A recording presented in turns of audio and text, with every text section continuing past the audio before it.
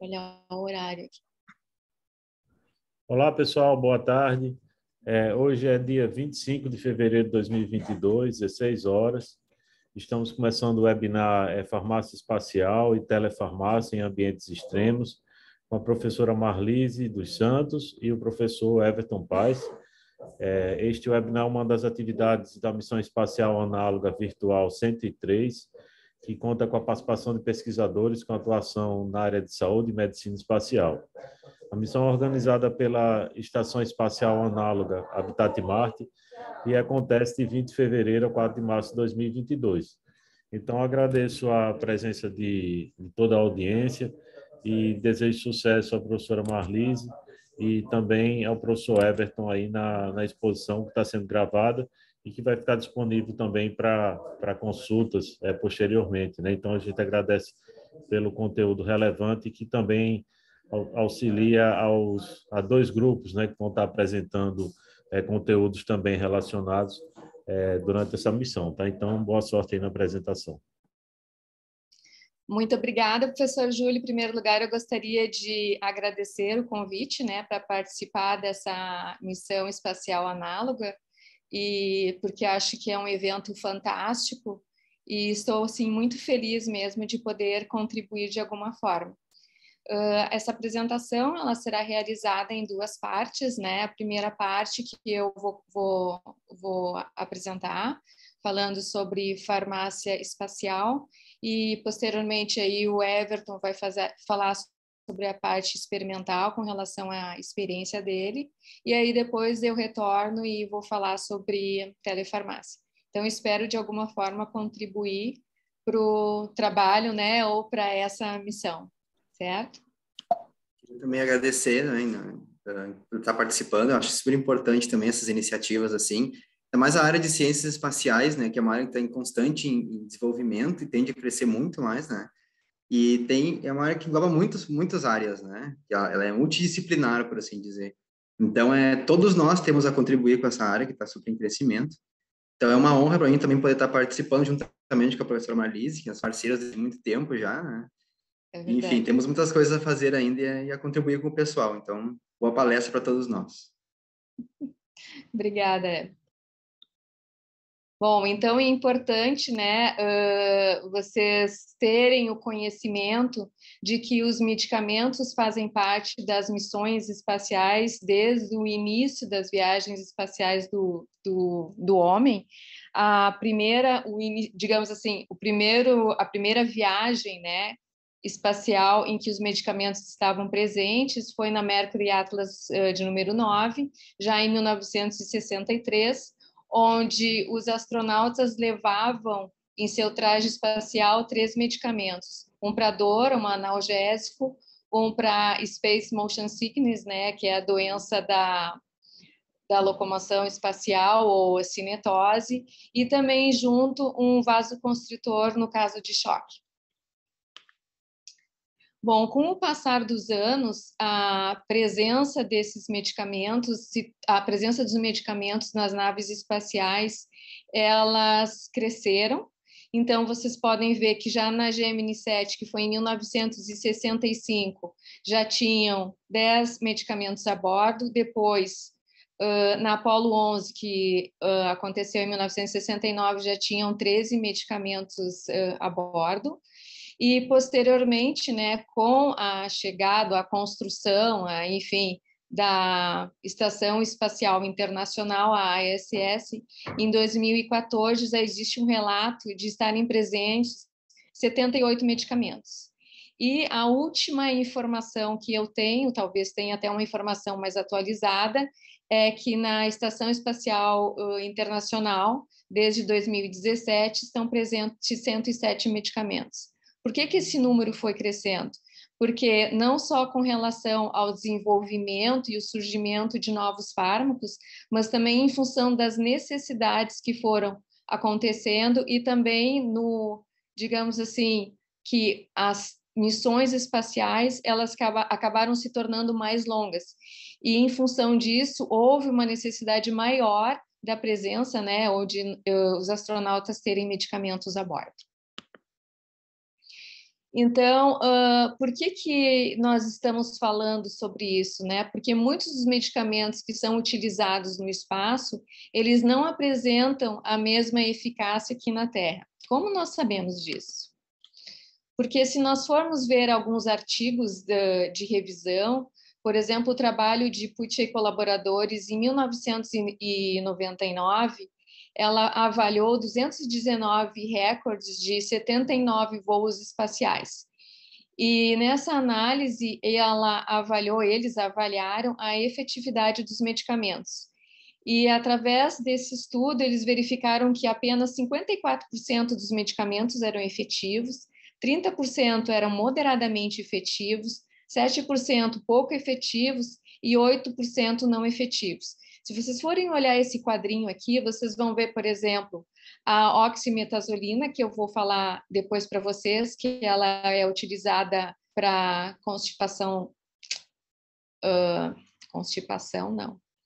para congestão nasal, desculpa.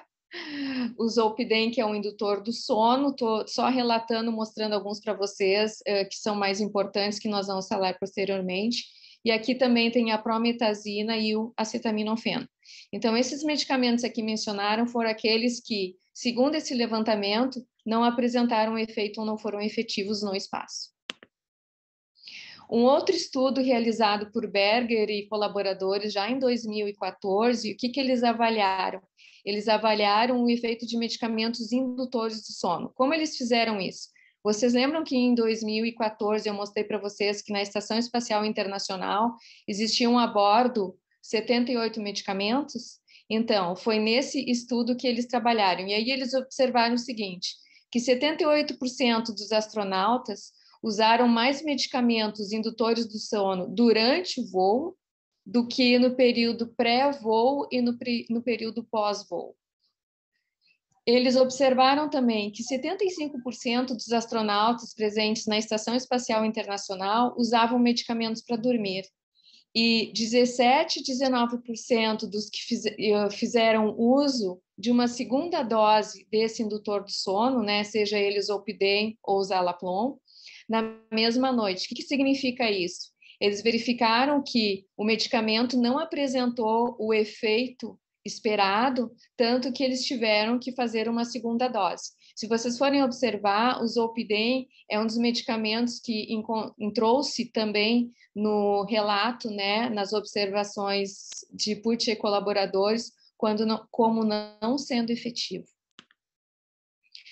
Esse outro estudo, ou levantamento, ele foi realizado por Blue e colaboradores, já é um trabalho que foi de 2019. O que eles fizeram? Eles observaram os medicamentos, né, o efeito dos medicamentos que eles classificaram e de missões que foram realizadas, né, a missão de número 21 até a missão de número 40. E eles fizeram uma compilação dessas informações. E o que eles observaram foi o seguinte, que com relação aos medicamentos estimulantes, eles observaram que na linha azul, na primeira coluna, né, que todos eles foram efetivos. Já os medicamentos para dor de cabeça, eles se mostraram também efetivos, mas um percentual de 13% não se sabe se eles foram efetivos ou não. Por quê? Porque não há relatos com relação a essas informações. Se vocês forem ver também ao que se refere à cor verde, está especificado que o medicamento, né, que esses medicamentos não foram efetivos, e na cor roxa, vocês vejam o percentual em que não foi relatado se o medicamento ele foi efetivo ou se ele teve um efeito moderado ou não teve qualquer efeito. Então, vocês vejam que, ao que se refere ao efeito e à utilização de medicamentos no espaço, essas informações, elas não são muito fidedignas, ou seja, não se sabe muito com relação à efetividade dentro daquelas missões. E até hoje, né, não existe uma... apesar de existir um método que eles desenvolveram que se chama de tracker, para conseguir identificar quando o astronauta ele faz uso de medicamentos, mesmo assim, quando eles vão fazer, digamos assim, o inventário dos medicamentos, o número de medicamentos presentes associado ao número de medicamentos relatado como sendo administrados, eles não correspondem a 100%. Né? Então, esse problema associado ao medicamento, ele segue sendo importante e não sendo registrado de forma efetiva. Bom, e quais as razões, então, para esses medicamentos não apresentarem esse efeito adequado? Nós consideramos, como farmacêuticos, 3 aspectos que são importantes. Um que está associado à fisiologia do organismo, outro que são as condições ambientais e as outras associadas às características do medicamento propriamente dito. Então, com relação à fisiologia, ontem vocês viram que a professora Thais já apresentou esse quadro e também a professora Rosirene também apresentou algumas informações, mas vocês vejam aqui, só para mencionar de novo para vocês, né, a representação dessa coluninha vermelha, assim, que corresponde aos fluidos fisiológicos, como eles estão presentes quando o astronauta está em terra. No número 2, quando ele entra em ambientes de microgravidade. Número 3, com relação à parte de estabilização. E o número 4, quando o astronauta retorna à Terra. Se vocês forem avaliar os sistemas fisiológicos aqui, como a professora Thais ontem mencionou, né, e a professora Rosirene também, não existe, assim, uma alteração homogênea nos diferentes sistemas. Mas essas alterações fisiológicas, elas refletem, acredita-se, muito no efeito dos medicamentos. Então, assim, só para mencionar para vocês, assim, exemplificar, vocês vejam que aqui tem a massa de células vermelhas, né, representada por essa linha roxa, ou púrpura aqui. Vocês vejam que ela não é uma linha reta, né? E vocês vejam que ocorre uma variação do número de células vermelhas no decorrer dessas viagens espaciais. O que isso, né, como exemplo, pode refletir com relação aos medicamentos? O que acontece é que quando nós falamos de medicamentos e o sangue, o fármaco que nós chamamos como ele sendo ativo, né, ou estando disponível para ter o seu efeito, a sua absorção, ele não pode estar ligado aos elementos do sangue, como, por exemplo, as hemácias e a albumina, né, como uma proteína. Por quê? Porque todo fármaco que se encontra ligado a esses elementos, ele não se encontra disponível para ser a sua ação. Então, vocês vejam o seguinte, que se essa concentração de hemácias, né, ela altera, consequentemente, aqueles fármacos que ficam associados às hemácias, a quantidade dele disponível, né, para ter a sua absorção, ou seja, para transportar e chegar ao seu sítio de ação, ela acaba variando. Certo? Se nós vamos falar, assim, falando em medicamentos, nós precisamos falar rapidamente para as pessoas que não são da área, né, as divisões, assim, maiores ou mais importantes com relação à farmacologia. A farmacologia, ela tem diferentes subdivisões, mas digamos que as 2 grandes maiores, elas são a farmacocinética e a farmacodinâmica. Atualmente, que vem crescendo muito, é a farmacogenética. Bom, então vamos ver. O que vem a ser essa farmacocinética? Ela descreve o que o corpo faz com esse fármaco, tá? Ou seja, refere-se ao movimento do fármaco no corpo, que envolve, por exemplo, absorção, distribuição, metabolismo e excreção. Então, assim, eu sempre coloco essa figura aqui desse hipopótamo com os 2 ratinhos, porque ela exemplifica muito essa parte correspondente à farmacocinética, porque vocês vejam, assim, que o hipopótamo está recebendo uma injeção nas nádegas para a sua dor de garganta, né? Então, isso acontece em função dessa característica de farmacocinética. E o que vem a ser a farmacodinâmica? A farmacodinâmica nada mais é do que o fármaco faz no corpo. Então, é a resposta farmacológica, ou seja, é aquilo que nós desejamos de um medicamento.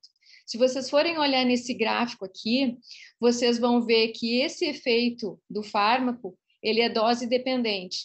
Então, se nós olharmos aqui do número 1 ao número 10, nós vamos ter uma concentração de fármaco no sangue, tá? Onde esse fármaco ele vai ter o seu efeito terapêutico. A partir do momento em que, por exemplo, né, ficticiamente falando, de 10 a 100, a concentração desse fármaco no sangue já vai começar a apresentar os chamados efeitos colaterais. Tá bem? Bom, e o que vem a ser essa farmacogenética? Essa farmacogenética ela está associada às diferenças genéticas nas vias metabólicas que podem afetar as respostas individuais do fármaco ou de drogas, tanto em termos de efeito terapêutico como de efeitos adversos ou efeitos indesejados. De uma forma bem simples, então eu vou explicar para vocês. Vocês vejam que aqui nós temos uma população, e essa população tem uma população, né, mistura das pessoas que são vermelho, os roxos e os outros que estão em cinza. Se vocês forem olhar os gráficos laterais, vocês vejam aqui que o efeito esperado no roxinho é aquilo que se deseja do medicamento, tá? É que são chamados aqueles pessoas que possuem os genes associados a sendo a um gene específico, tá? Associado do citocromo P450, em que eles são os chamados metabolizadores intermediários, que é a grande parte da população, tá? E aí vocês vejam que essa curva aqui, ela se encontra dentro desse cinzinho aqui, tá? Que é o efeito que nós desejamos. No entanto, a nossa população, ela também possui um percentual de pessoas que são do vermelho. O que são esses vermelhinhos? São as pessoas chamadas de metabolizadores lentos. Por quê? Porque como a metabolização, digamos assim, do medicamento dentro do organismo, ela acaba sendo lenta em função da genética, né, desse polimorfismo genético, essa metabolização lenta vai fazer com que esse medicamento comece a dar o quê? Reações adversas, porque ele vai ficar numa concentração maior do que esperada. Já aqui no cinza, se vocês vão ver, então aqui, desculpa, em vermelho, ela ultrapassa a faixa cinza, certo? E já nos metabolizadores rápidos, o que acontece? À medida em que esse fármaco ele está disponível, a pessoa começa a metabolizar. Então, o medicamento ele nunca consegue chegar naquela concentração no sangue que vai gerar a resposta farmacológica. Então, nesse caso, o medicamento ele não faz efeito. E não faz efeito porque em função do que nós chamamos de polimorfismo genético, que está associado à farmacogenética. Então, vendo o quanto isso é importante, já Stigl e colaboradores, em 2015, eles verificaram qual a importância de se trabalhar ou de os astronautas começarem a ser estudados com relação ao seu polimorfismo genético em função dessas dificuldades, né, ou dessa importância. Por quê? Porque se um medicamento ele é dado para o astronauta e ele é um metabolizador lento daquele medicamento, ele pode gerar efeitos tóxicos na Estação Espacial Internacional, quando ele estiver na estação. Se ele for um metabolizador rápido, esse medicamento não vai fazer efeito para esse astronauta. Então, o que eles preconizam é que seja realizada uma investigação do polimorfismo genético desses astronautas para termos, né, a segurança de que o medicamento que ele for utilizar vai gerar o efeito esperado e não efeito adverso ou não gerar qualquer efeito. Então, o que eles avaliaram? Novamente, né, os 78 medicamentos que estavam disponíveis na Estação Espacial Internacional em 2014, para identificar aqueles que são eliminados, né, em função do polimorfismo genético. E o que eles verificaram foi o seguinte, que 77% dos medicamentos ali utilizados, eles tinham ação sistêmica, eles foram utilizados para ação sistêmica, e destes, 72% eram eliminados através de metabolismo associado com o polimorfismo genético. Então, vocês vejam o seguinte, o quão é importante realmente essa questão que ele levanta de fazer esse estudo dos astronautas em função desse polimorfismo genético que é individual. Um outro aspecto importante que vocês sabem é que a Estação Espacial Internacional, ela não tem exclusivamente pessoa de uma localidade, né? E mesmo que fosse de uma localidade, existem pessoas de diferentes raças que vão até a estação espacial. E aí vocês vejam que esse polimorfismo genético, como por exemplo nessa tabela está apresentando, que é da CYP2D6, desculpa, vocês vejam que ela possui uma frequência diferente para pessoas que são caucasianas, para asiáticos, para pessoas, né, para os pretos, né, ou negros africanos, e também para etíopes e o pessoal da Arábia Saudita. Então, ele acredita, né, que esses testes genéticos pré-voo, eles permitirão que os médicos adaptem os medicamentos aos indivíduos. E, na realidade, isso está sendo uma tendência agora, não só ao que se refere aos astronautas, mas também em terra, né? Já existem diversos laboratórios que trabalham com avaliação de perfil genético justamente para ver um medicamento que mais se adequa ao sistema ou para aquele indivíduo. Se nós vamos falar em farmacologia, nós temos que pensar que existem diversas maneiras de se utilizar o medicamento, que nós chamamos as vias de administrações. Eu só trouxe aqui, vou falar um pouquinho rapidamente sobre a via oral, porque a via oral é a via mais utilizada em função dela ser de fácil administração e de não ser uma via invasiva. Então, como se sabe, esses medicamentos que são administrados por via oral, alguns deles não apresentam a eficácia esperada quando administrados pelos astronautas no espaço. E quais seriam os fatores que poderiam influenciar essa administração de medicamentos?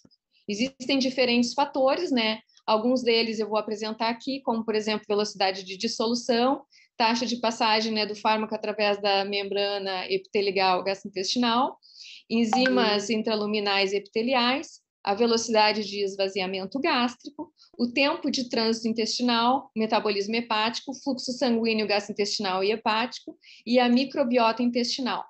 Vocês vejam que aqui eu fiz uma observação que está em amarelo. O que vem a ser essa observação? Essas características do fármaco, que se chamam velocidade de dissolução e taxa de passagem do fármaco através das membranas, ela é característica do fármaco. Então, independente da pessoa estar em Marte, na Lua, no submarino, ou se ela estiver em terra, essas características elas não vão se modificar. Então, independente de onde nós estivermos, isso vai ser característica do fármaco, não se modifica. Agora, as outras características, sim, elas já são influenciadas pelo ambiente e principalmente em função das alterações fisiológicas que ocorrem no espaço. Então, para demonstrar para vocês também a parte referente, por exemplo, ao esvaziamento gástrico. Aqui também foi uma maneira de representar, né? Vocês vejam o estômago e na figura da esquerda vocês vejam que é a representação de um G, ou gravidade terrestre. Aí vocês vejam que o medicamento foi administrado oralmente. Se for um comprimido, ele precisa primeiro se desintegrar para depois se dissolver. E vocês vejam que em função da gravidade, né? As partículas, elas se dissolvem ou passam aqui pela região pilórica praticamente ao mesmo tempo. Quando nós se encontramos, né, em ambiente de microgravidade, ao invés da gravidade estar atuando sobre as partículas, elas acabam ficando dispersas por todo o estômago. E isso faz com que, mesmo que o processo de dissolução dela permaneça o mesmo, porque é característica do fármaco, elas vão se dissolver em locais diferentes. E aí, o que vai acontecer? As partículas passam aqui, ou elas, né, dissolvidas ou não, através da região pilórica, e passando por aqui e não passando de forma quase que simultânea, eu posso incorrer num problema de eu ter o meu fármaco no sangue, certo? Mas ele não está naquelas concentrações que eu necessito para obter o meu efeito terapêutico. Da mesma forma, né, se nós formos pensar, o trânsito intestinal, ele é altamente dependente da mobilidade intestinal. Então, o que acontece? No espaço, como nós temos a gravidade reduzida, ela tende a aumentar esse trânsito intestinal, certo? Porque na gravidade, tudo ajuda, né? Todo santo ajuda a descer, como a gente diz. Como no espaço nós temos a microgravidade, esse processo faz com que esse tempo ele aumente, ou o trânsito intestinal fique mais lento. Então, vocês vejam o seguinte, que essas alterações fisiológicas que ocorrem, né, quando o medicamento é administrado oralmente, pode gerar esses 3 tipos de curva. Então, vocês vejam aqui a dose tóxica, aqui em cima, a dose terapêutica fica nesse espaço. Então, dependendo do que acontece com esses fatores fisiológicos que correspondem ao medicamento, que podem interferir no medicamento, assim, da mesma forma como as enzimas do citocromo P450, que são enzimas metabólicas, eu posso ter a curva A, com efeito tóxico, a curva B, que é a desejada, ou então a curva C, que é quando eu não apresento efeito terapêutico. Aqui só para dar uma representada para vocês, um trabalho que foi feito com acetaminofeno, que é o mesmo do paracetamol. Esse trabalho, desculpa, ele foi realizado com 5 participantes, então eles observaram a concentração máxima, né? O pico de concentração máxima, a concentração máxima que a substância atingia, o acetaminofeno, daquele indivíduo, e assim como o tempo máximo. Então, eles observaram o controle, que era em terra, depois em voo, e a mesma coisa ao que se refere ao tempo máximo. O tempo máximo é o tempo máximo para atingir a concentração plasmática, concentração no sangue, né? Então, vocês vejam que esses 3 primeiros indivíduos, com relação à concentração máxima, eles são bastante semelhantes. Quando nós vamos ver o que acontece em voo, os 2 primeiros mantêm a forma constante, tá? E o terceiro, já isso não é percebido. Quando nós vamos avaliar o 4º e o 5º, já em terra eles têm um valor diferente dos 3 primeiros e eles têm uma resposta semelhante quando em voo, tá? Se nós formos observar o T máximo, né, o tempo que leva para atingir essa concentração máxima, em terra todos eles levaram metade do tempo, 30 minutos, certo?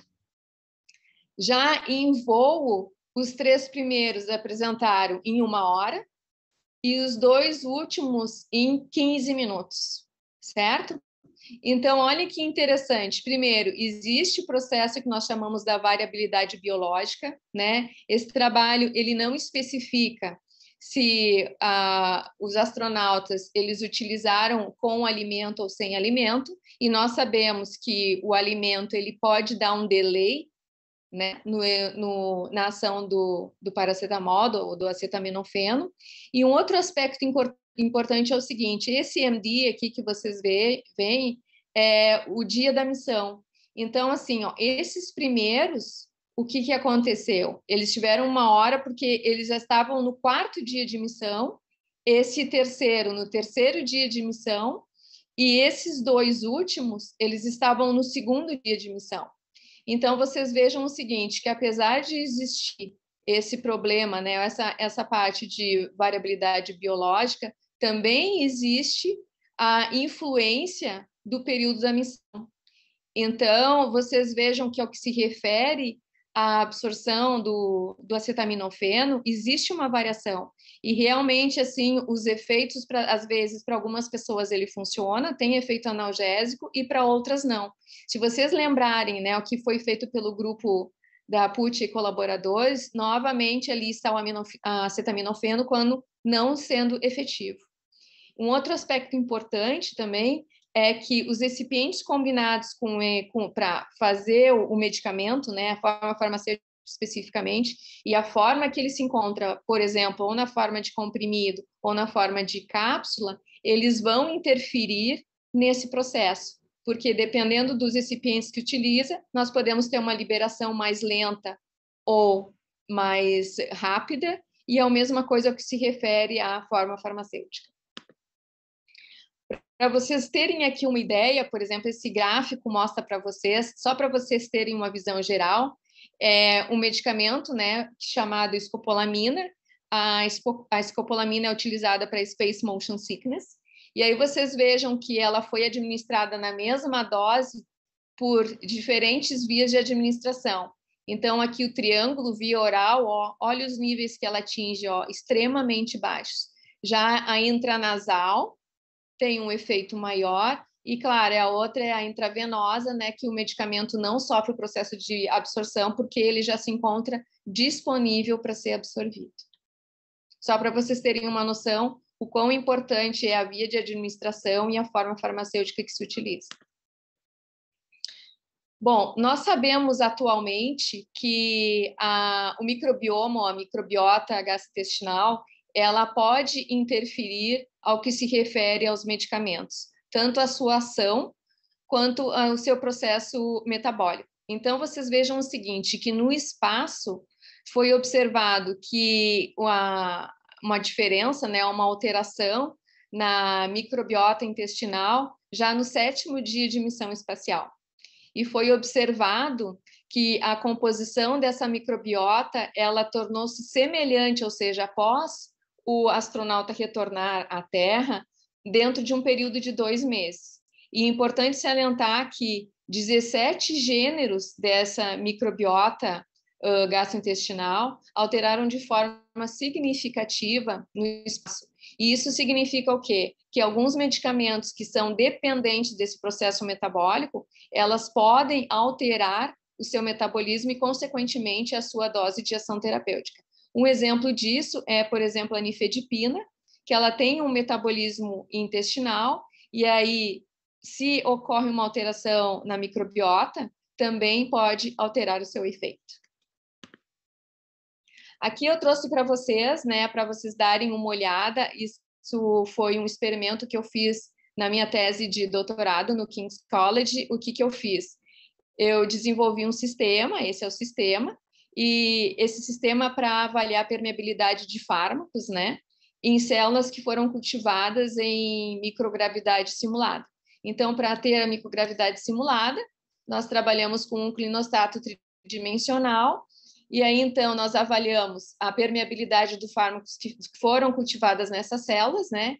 E aí nós temos aqui no clinostato 1 dia, na câmera, que foi essa câmera aqui, que a gente teria como padrão, né? Fora do clinostato, 2 dias de clinostato, na câmera 2 dias também, mas fora do clinostato. E aqui no sistema que a gente chama de plate, que é o sistema que se utiliza para fazer avaliação de permeabilidade de fármacos.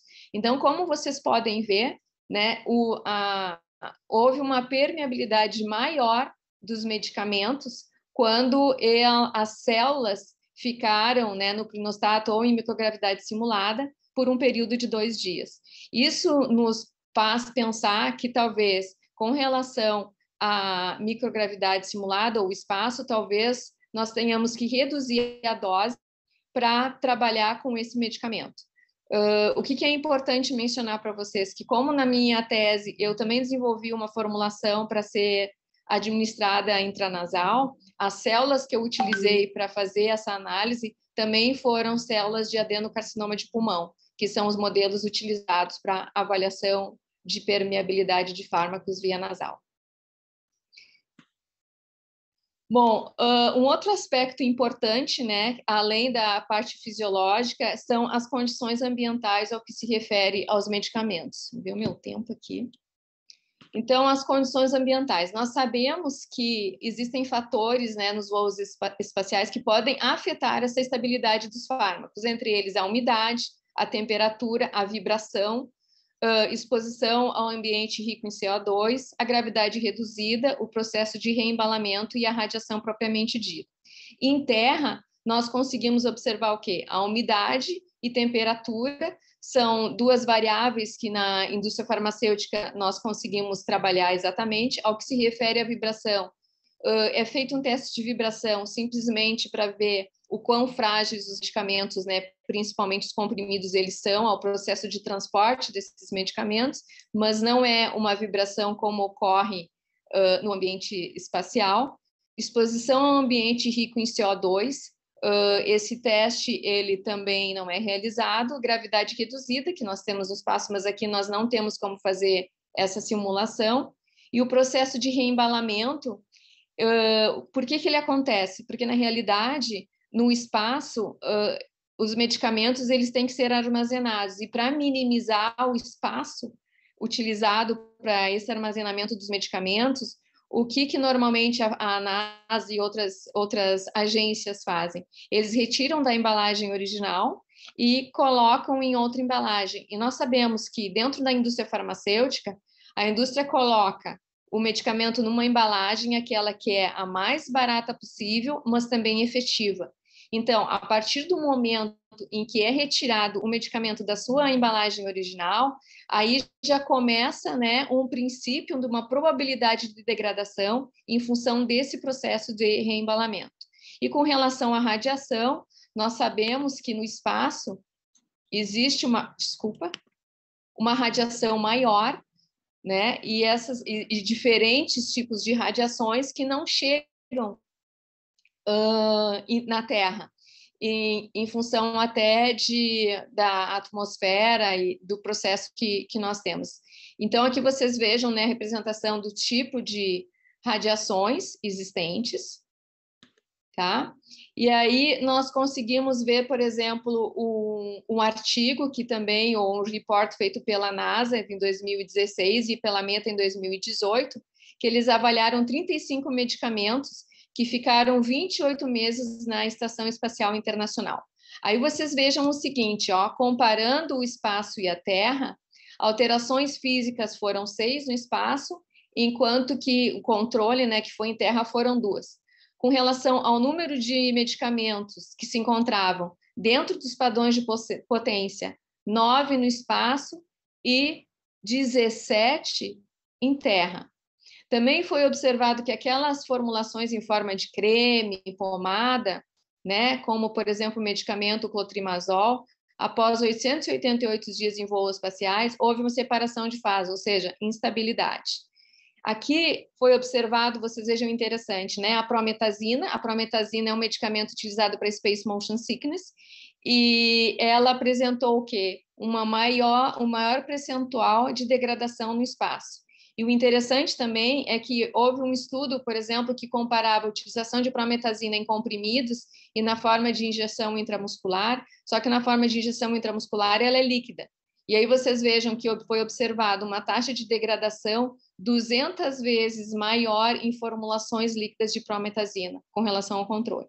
E um outro aspecto importante é que eles também verificaram que diferentes complexos de vitamina B apresentaram, um deles apresentou-se estável e o outro não se apresentou estável. Então, na hora de formular um medicamento, se nós formos pensar em termos de espaço, nós também devemos considerar o tipo de recipientes que são ali associados.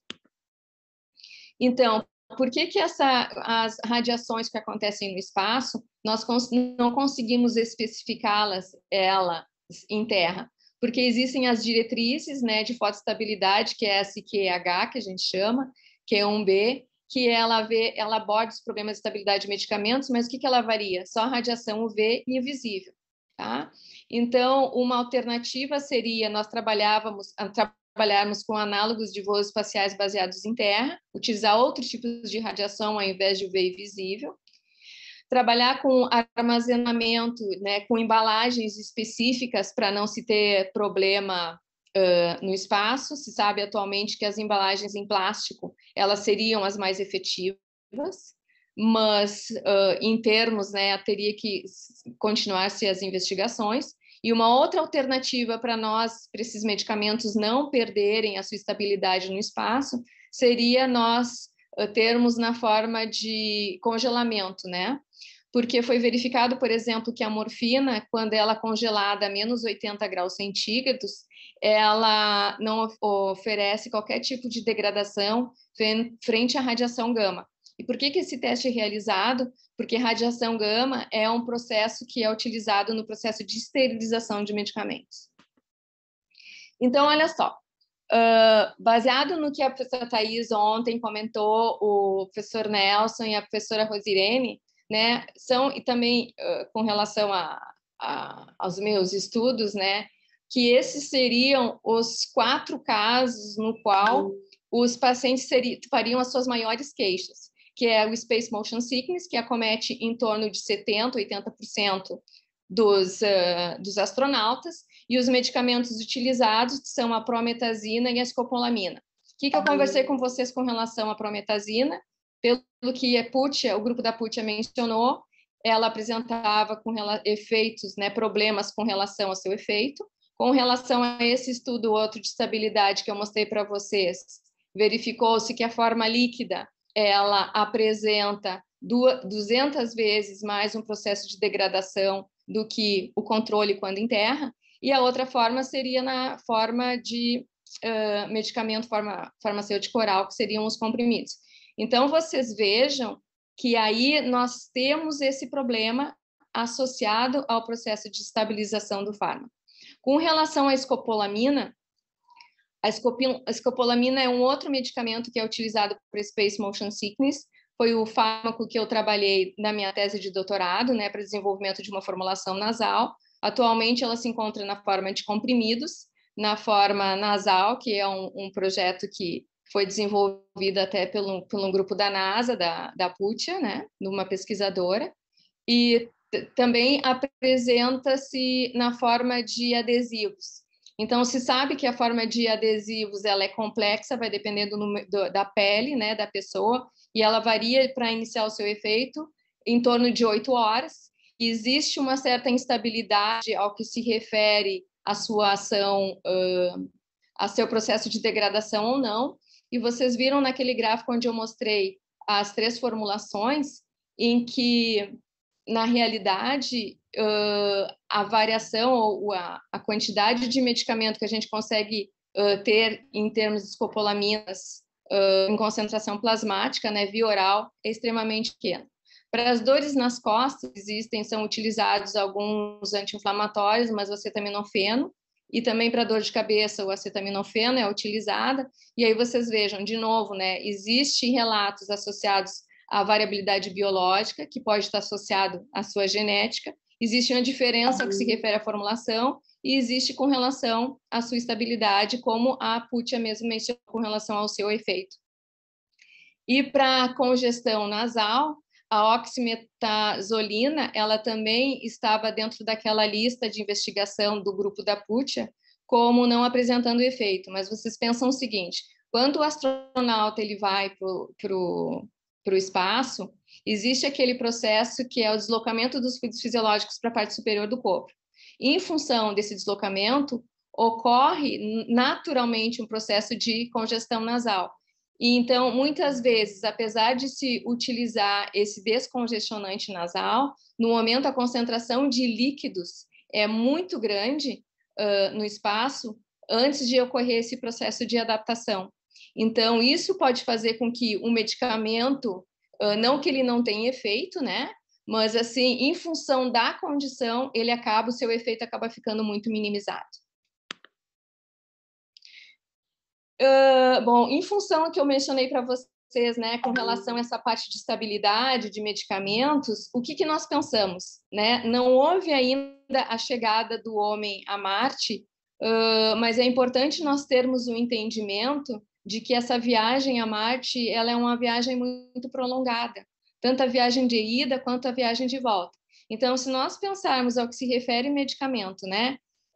Normalmente os medicamentos, assim, ó, de forma geral, eles têm um prazo de validade em torno de 2 anos. Se nós formos pensar a viagem em espaço, considerando, sei lá, 6 meses, então, e mais o processo da radiação, de todas essas condições do espaço, existe uma possibilidade muito grande de que ocorra a degradação desses medicamentos, né? Então, nós temos que encontrar alternativas para que nós tenhamos uma efetividade dos medicamentos quando os astronautas necessitarem fazer uso. Em função disso, o que a ciência, né, os cientistas estão trabalhando? Com plantas como recurso para a produção de fármacos, né, de medicamentos, a biologia sintética, que trabalha com a modificação genética de produtos naturais para criar medicamentos, utilizando novos sistemas de dosagem para a liberação de fármacos, porque já sabe-se que alguns algumas formulações nós conseguimos trabalhar, elas são mais estáveis. Ter a bordo, né, uma impressora 3D para produzir esses medicamentos e encontrar alternativas para combater problemas de degradação usando revestimentos à base biológica. Bom, agora eu vou parar aqui o meu compartilhamento e vou passar para o Everton fazer a sua apresentação. Tá, compartilhar aqui, então.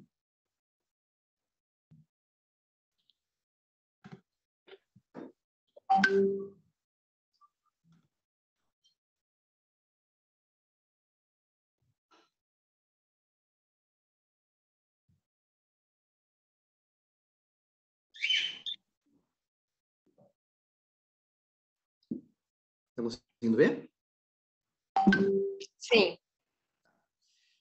Então, muito boa tarde a todos. Eu vou falar um pouquinho, então, agora da importância, então, das plantas, né, nas missões espaciais, que elas necessariamente são um complemento, sim, muito importante, né, a toda essa parte de farmácia, toda essa parte de exploração espacial, que talvez muitos não tenham, né, nem imaginado que as plantas têm essa capacidade imensa de nos auxiliar em muitas outras questões, né, que inclusive estão relacionadas aí à exploração espacial, né?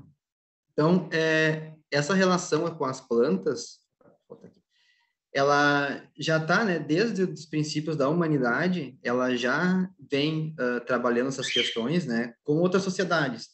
Então, por exemplo, a gente tem toda aquela questão do surgimento, né, das técnicas orientais, que a gente pode observar na produção de chá, né, toda aquela técnica de infusão, que é muito utilizada até hoje em dia. A gente também vê muitas civilizações que no Egito Antigo tinha toda aquela prática com plantas, né, incensos, enfim, eram dadas de presentes a outras pessoas, algumas plantas em especial, que representavam, enfim, de cunho religioso, né, ou então de riqueza, enfim, de poder, né, que nem os louros para César.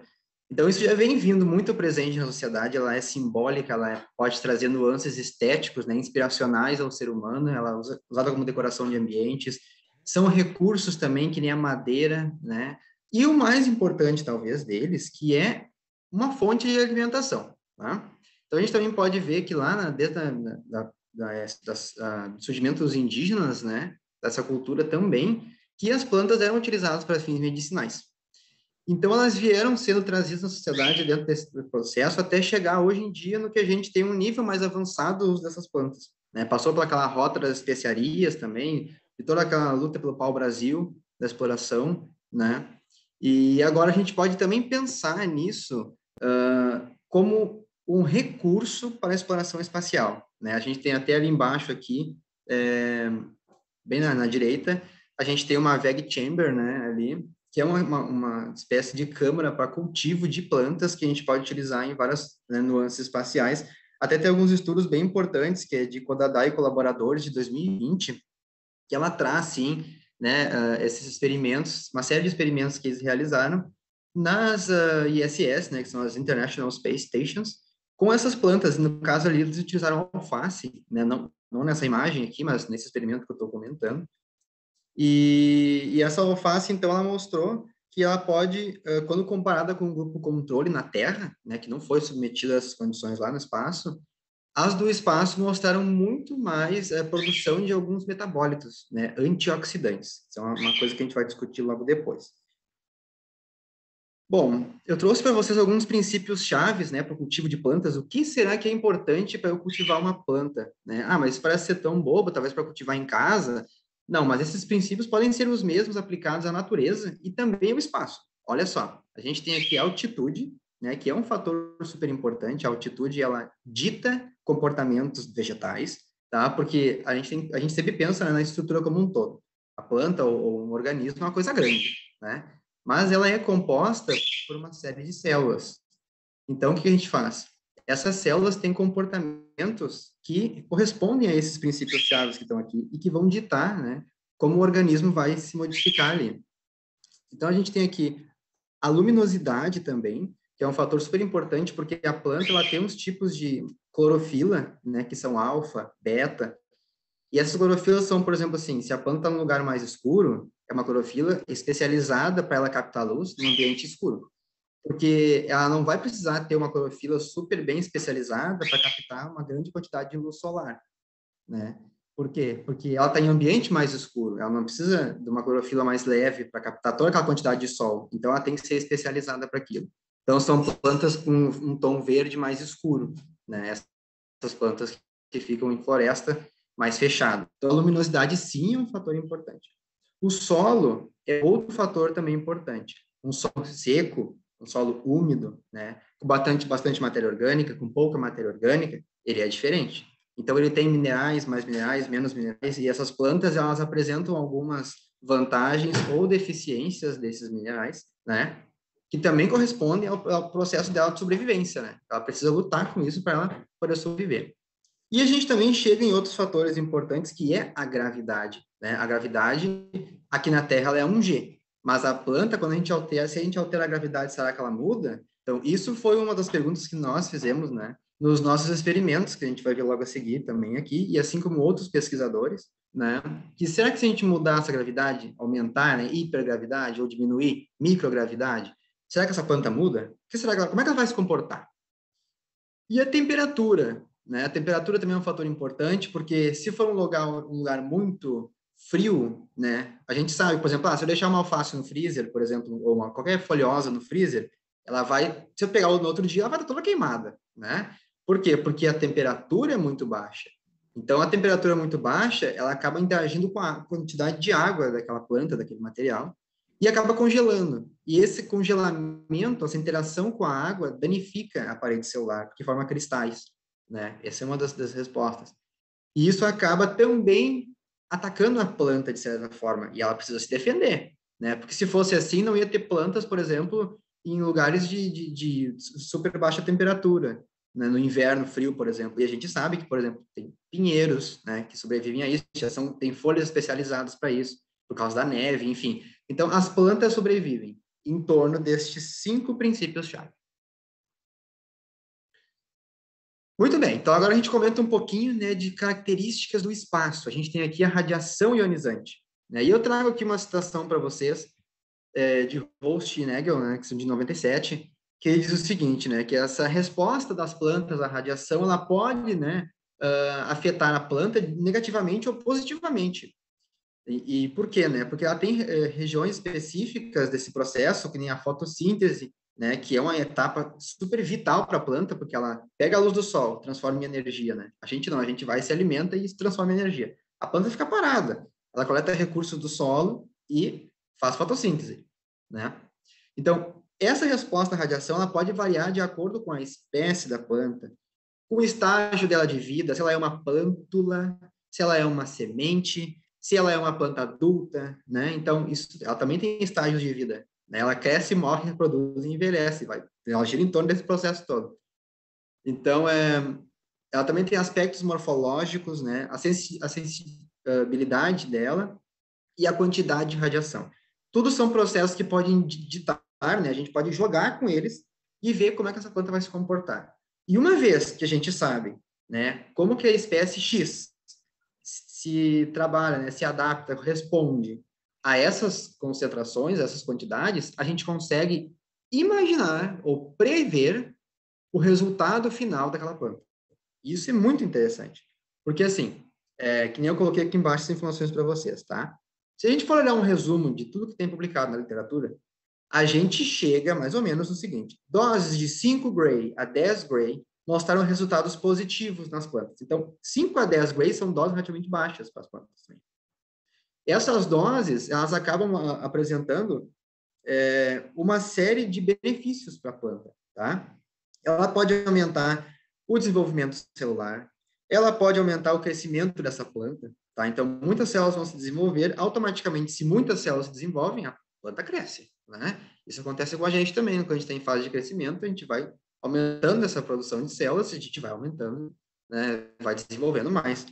Então, a síntese de compostos dessa planta é outra coisa que vai aumentar também, a quantidade de reações nela, a atividade enzimática. Então, tudo isso ocorre de uma forma maior, mais, né, efetiva, quando a gente submete a planta a doses baixas de radiação, tá?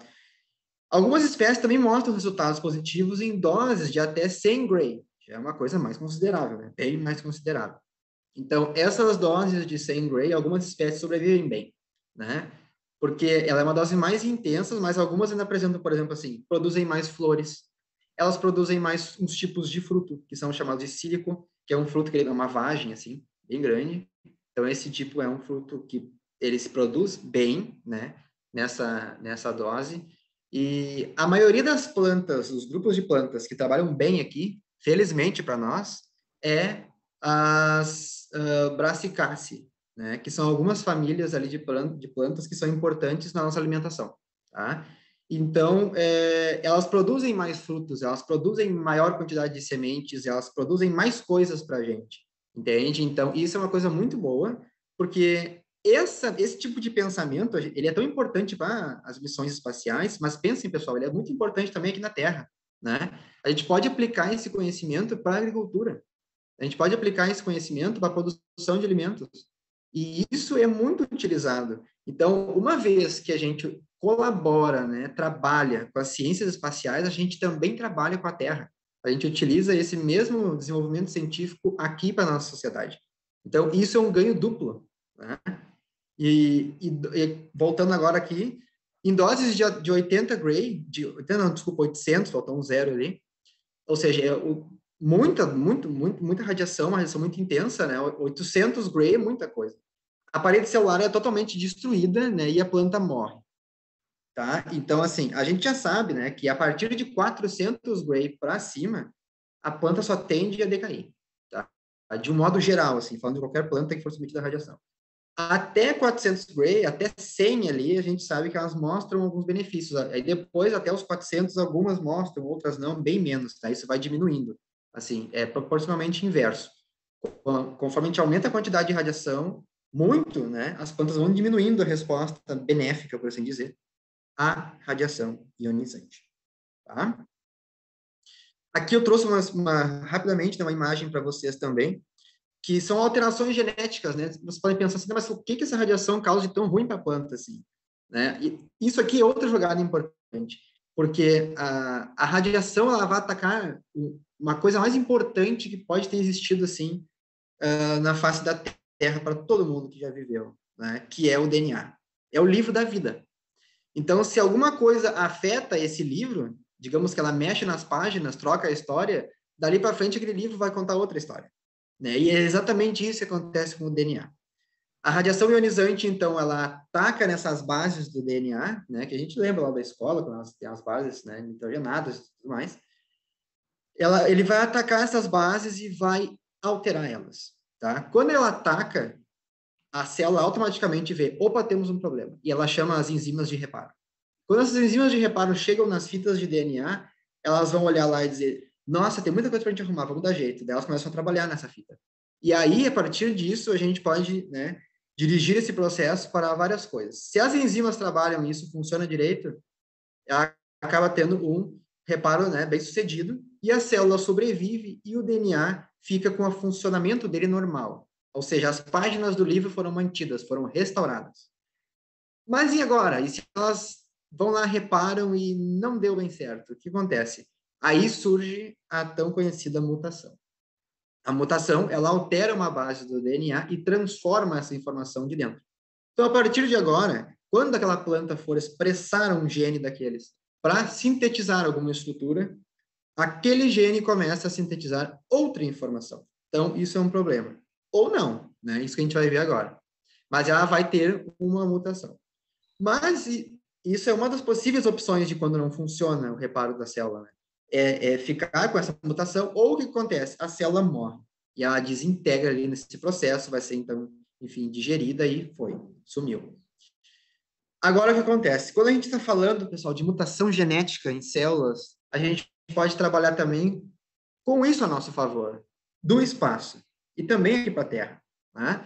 Porque, assim, se tu tem uma planta que tu comprova ela por meio de técnicas, né, de biologia molecular, PCR e outras delas, né, Western blot, por assim vai.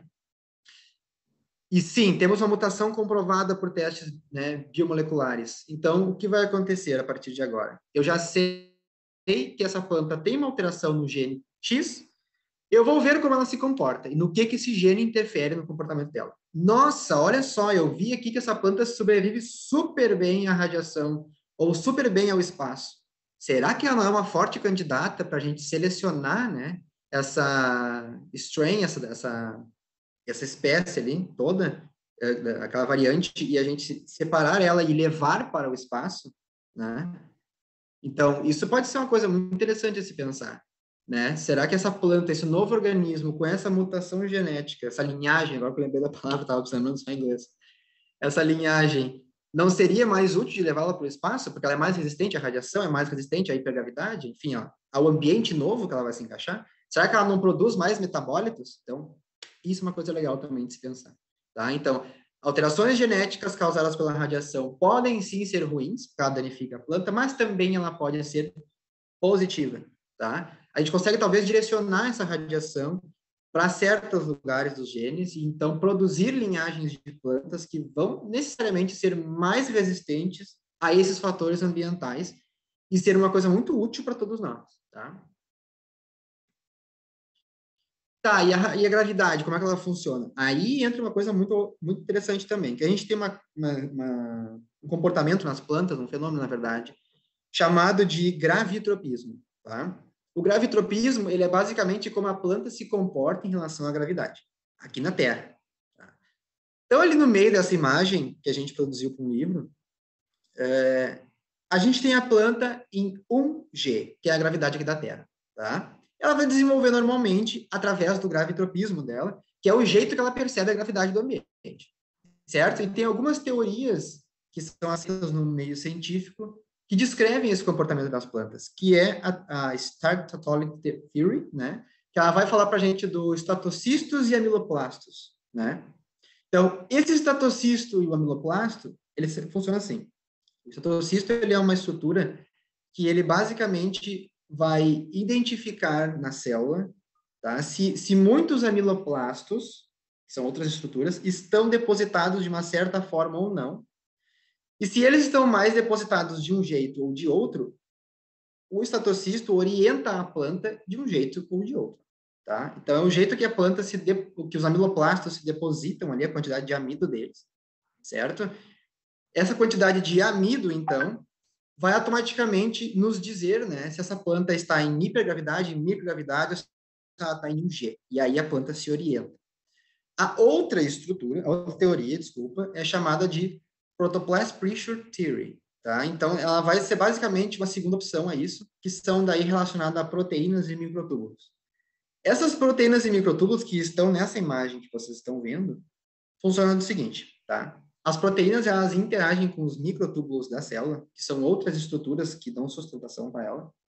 E esses microtúbulos, eles vão se orientar de acordo com a gravidade.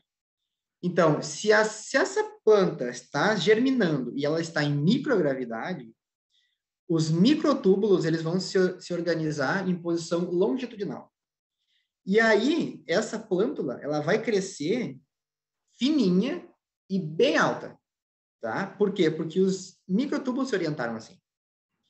Agora, se a planta está em hipergravidade, os microtúbulos vão se organizar de outra forma, eles vão ficar uma organização transversa, ou seja, de ladinho. Assim. E aí a planta vai ficar menor e mais grossa. Tá? Então, essas teorias, elas são basicamente as duas que tem neste meio de hipergravidade, de gravitropismo das plantas. E elas deixam a gente entender como que essas plantas se organizam no crescimento. Ah, mas por que eu preciso saber disso para o espaço? Bom, se tu souberes disso para o espaço, de como é que elas se desenvolvem no crescimento delas, de acordo com o teu ambiente, tu vai saber, bom, se eu estou num ambiente que tem hipergravidade, eu sei que elas vão crescer assim. E automaticamente eu preciso de tais e tais e tais coisas, tais e tais e tais condições, para que ela possa crescer e produzir plantas que vão alimentar ou, enfim, servir de base para os astronautas ou para o que for destinado. Tá? Se ela está em condição X de hipergravidade ou microgravidade, eu tenho que saber como ela se comporta para eu não perder toda aquela produção de plantas. Imagina, pessoal, produzir tudo isso numa estação espacial, por exemplo, numa câmara de cultivo, e a pessoa não sabe disso e dá tudo errado e morre tudo. Né? Não é que nem aqui que a gente vai no mercado e compra outra, não tem. Então, isso é uma coisa muito considerável. É importante saber desses nuances de como que esse organismo se comporta. tá? Porque quando um organismo orgânico ele vai para o espaço, em ambiente espacial, né, eles estão expostos, o astronauta e a planta, né, a ventos solares, vai estar exposto à radiação, né, a raios cósmicos galácticos, a eventos de partículas solares, enfim, a muitas coisas, e essa quantidade de radiação vai depender do quê, né? Vai depender do ciclo solar, da blindagem dos veículos ou das estações, ou da câmara, enfim, depende de várias coisas. E isso tudo tem que ser levado em conta na hora de pensar, tá, em como cultivar essas plantas lá. Como é que elas respondem a isso, então?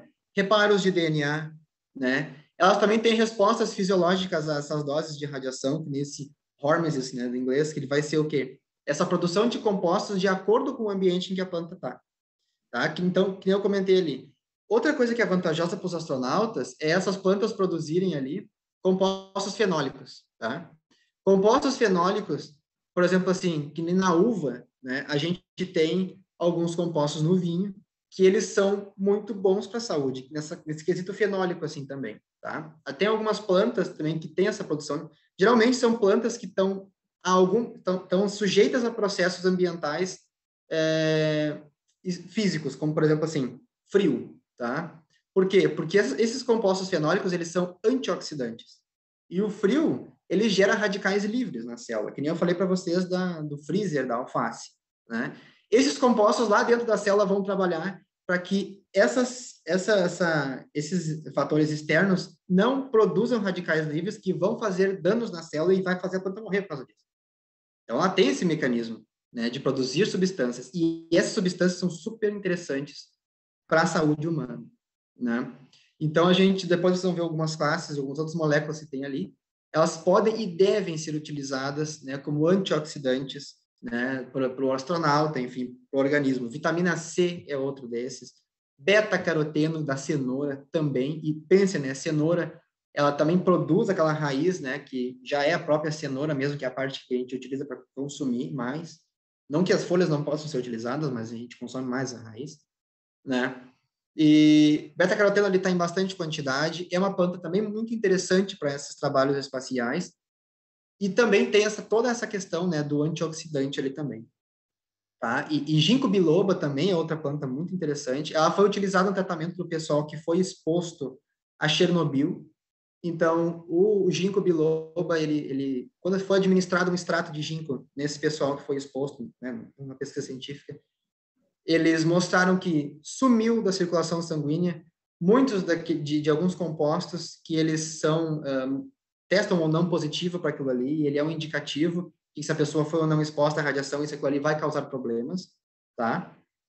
E então, esses são compostos que devem ser mais explorados cada vez, né? Uma vez que cenoura, por exemplo, é uma coisa que a gente consome na alimentação, mas também tem outras finalidades, né? Assim como ela, outros grupos de vegetais, brócolis, né? A gente também tem o beterraba, enfim, vários outros que podia ficar citando aqui um tempo.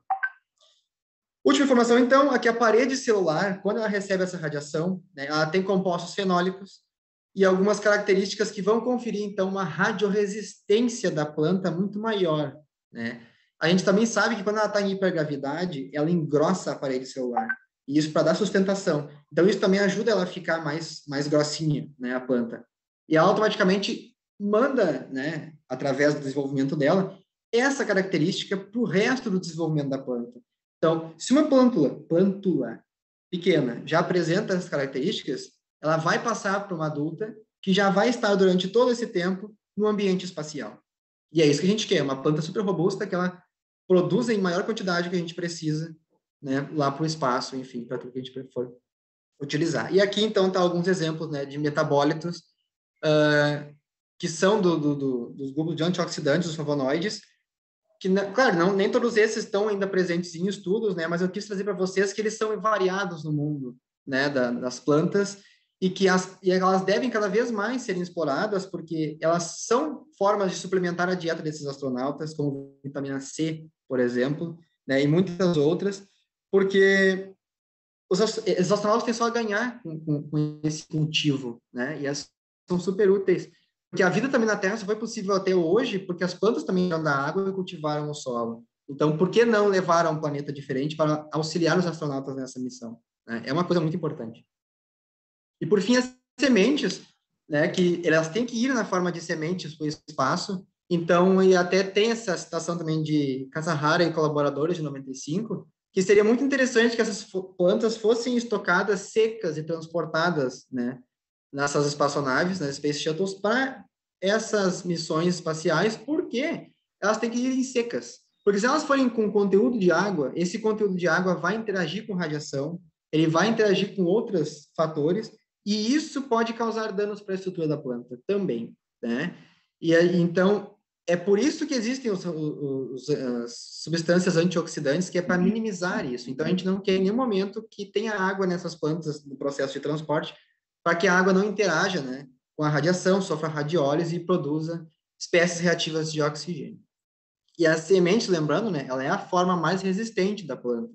Então, ela aguenta muitas outras situações que uma planta já cultivada não sobreviveria. Então, ela tem que ser transportada nesse processo e cultivada, então, lá na estação espacial, ou na câmara de cultivo. Né? Só para finalizar aqui, então, a gente vou mostrar para vocês esse experimento que nós realizamos, eu, a professora Malise e mais outros colaboradores também, na universidade, aqui na PUC. E então esse experimento ele foi uma centrífuga, né, que ela reproduz esse ambiente, simula, né, a hipergravidade para as plantas, e a gente então submeteu algumas amostras das plantas à radiação e outras não. E todas elas então foram sendo submetidas a esses processos de hipergravidade, e a gente foi analisando como que essa planta germinava, tá? Vou pegar o vídeo aqui.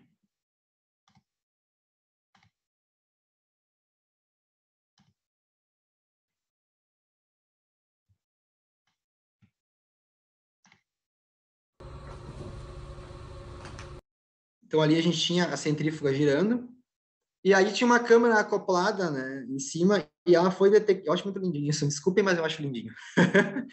Ela foi detectando todo esse processo, então, de germinação das sementes aqui, se não me engano, eram as rúculas que a gente tinha cultivado, né, porque foram várias outras plantas que foram sendo trabalhadas, mas nessa situação acho que eram as rúculas. E elas vão germinando, pessoal, e elas vão se orientando de acordo com a gravidade de um jeito muito interessante. Porque elas como ali a gente estava submetendo elas a processos de hipergravidade, né? Elas acabavam, então, tomando alguns comportamentos que até, às vezes, a gente se surpreendia. Ou cresciam muito, ou então elas ficavam menos, alongavam mais a raiz, às vezes, a parte, né? Tem a parte aérea e a parte da raiz. E elas iam crescendo e se orientando em direção à luz, né? De novo, a luz é um fator importante.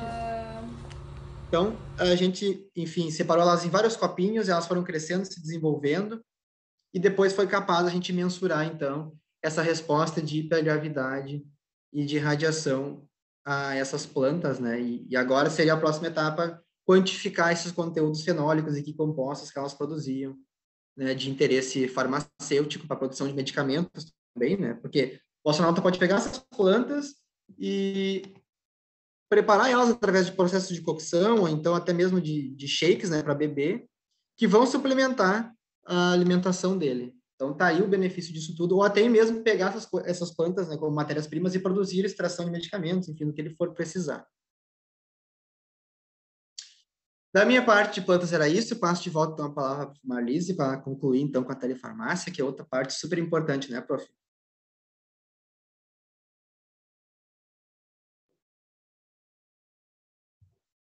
Só passar o share para ti aqui. Tá mutada, eu acho, prof.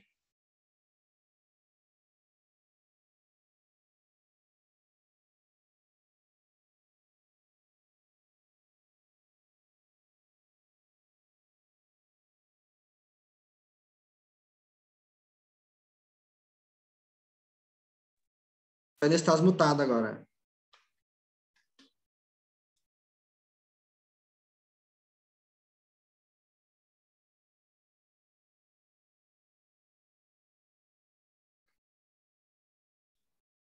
Deu.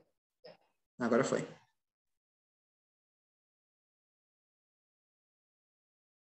Bom, então eu vou falar um pouco sobre telefarmácia rapidamente, né? Porque o nosso tempo esgotou agora.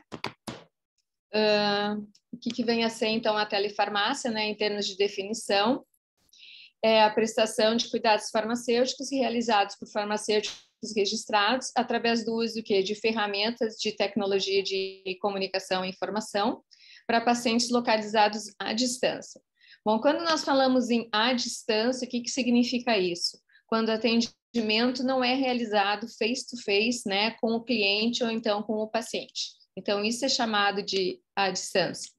A telefarmácia é um serviço, né, que já está presente em diferentes países no mundo, como vocês podem ver, todas essas bolinhas, né, vermelhas é onde a telefarmácia ela já é efetiva, está presente.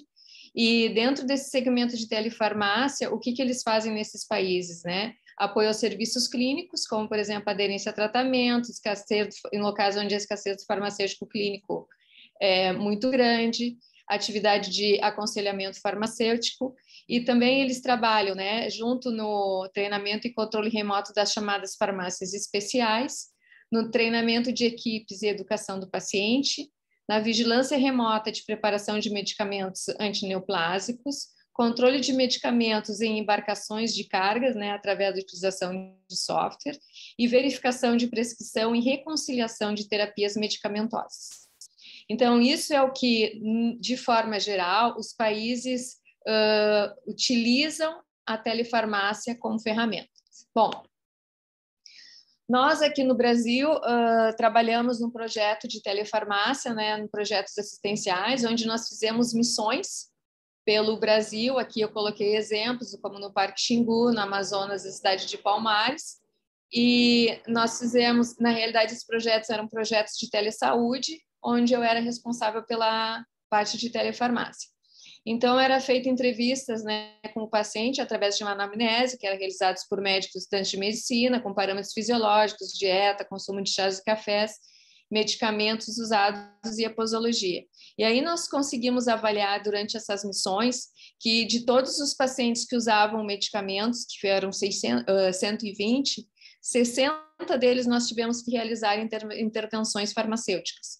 Ou seja, 50% dos pacientes que faziam uso de medicamentos, nós fizemos, foi obrigatório, né, digamos assim, não obrigatória, mas necessária a nossa intervenção farmacêutica. Bom, em função disso, né, e dessa experiência toda, surgiu então, né, eu resolvi criar essa startup, que é a MyDCare, que é uma empresa de telecuidado farmacêutico, ou de suporte farmacêutico, onde nós trabalhamos, então, com a parte de teleassistência farmacêutica, ou assistência farmacêutica remota a pacientes, e também a parte de teleconsultoria a profissionais da saúde.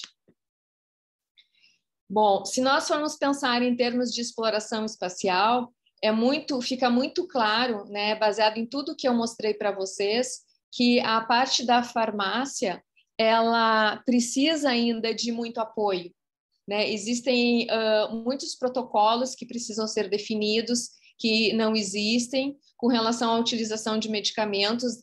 Na realidade, os protocolos que eu digo que não existem são aqueles over the counter, ou seja, aqueles medicamentos de venda livre, né? Os outros medicamentos, eles são utilizados normalmente associados ao que o médico recomenda para os astronautas.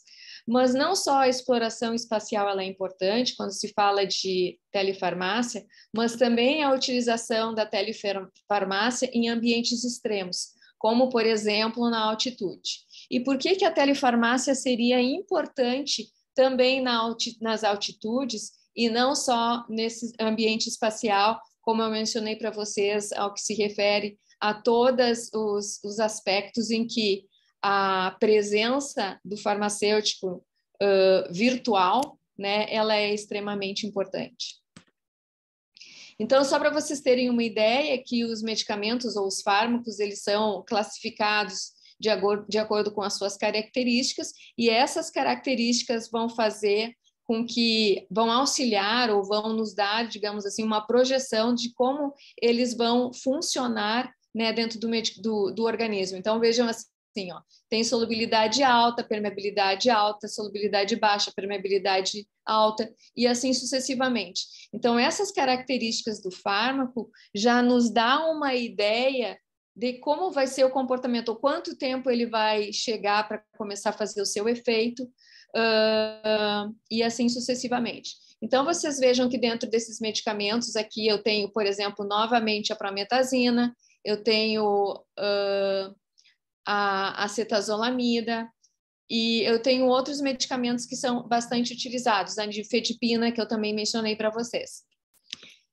Então, vocês, da mesma forma que acontece no espaço, nos ambientes extremos, como, por exemplo, na altitude, ela pode induzir também essas alterações fisiológicas que podem resultar, né, como sendo resultante de uma resposta hipobárica hipóxica de diferentes sistemas, do mesmo como eu mencionei para vocês no ambiente de microgravidade. Então, a altitude, em função dessa resposta hipobárica hipóxica, ela pode alterar, né, o sistema gastrointestinal, o sistema pulmonar, o sistema cardiovascular, o enzimático e também o sistema excretor. Bom, se isso acontece, nós temos que pensar que essas alterações, como acontece no espaço, também vão alterar o que? A farmacocinética desses medicamentos, ao que se refere a distribuição, absorção, distribuição, metabolismo e excreção. E essas alterações podem fazer com que regimes de doses que sejam utilizados sejam diferentes e, da mesma forma, né, para resultar numa eficácia terapêutica e segurança no uso desses medicamentos. Então, vocês vejam que nessas exploração, né, e as pessoas que trabalham em altitude, ou que moram em altitude, ou que fazem escaladas, eles também sofrem alterações fisiológicas. E interessante que essas alterações fisiológicas, elas vão diferir nos medicamentos muitas vezes ao que se refere se é uma exposição aguda ou se é uma exposição crônica, né? Então, muitas vezes existe uma alteração ao que se refere aos medicamentos baseado nisso. Então, por exemplo, vocês podem ver aqui, se nós formos considerar assim, o que acontece ali, está escrito a área sobre a curva, isso significa o quanto esse medicamento ou essa substância, ela fica disponível no organismo para posteriormente fazer a sua ação. Então, se vocês forem olhar, por exemplo, a baixa altitude, que seria em terra, né, com relação à cafeína, seria 3,7 litros por minuto da área, gramas, né, litros por minuto da área sobre a curva. Já em altitudes agudas, esse valor, vocês vejam que baixa para 2,5.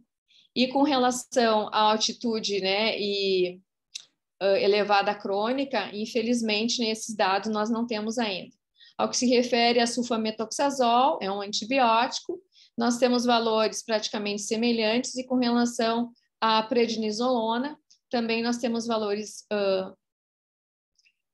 semelhantes.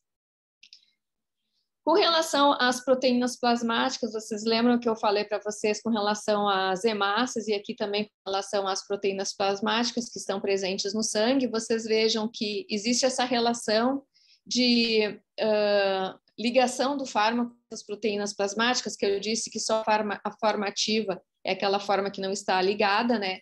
Então, vocês vejam aqui, ó, a diferença. Nós temos aqui a baixa altitude com relação ao sulfametoxazol, tá? Aí elevada a altitude, que é quando é uma altitude aguda, e aqui é o que se refere à altitude crônica.